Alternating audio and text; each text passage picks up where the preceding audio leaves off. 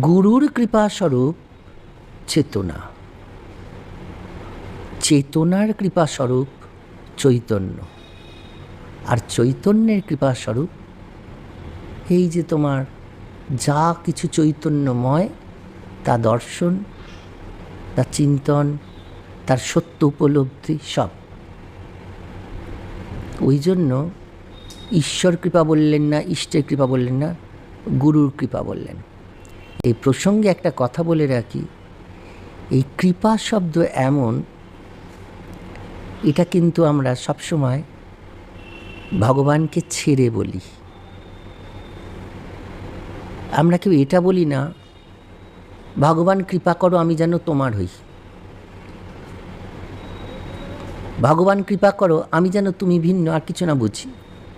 আমরা সবসময় বাহ্য কোনো কিছু প্রাপ্তির সময়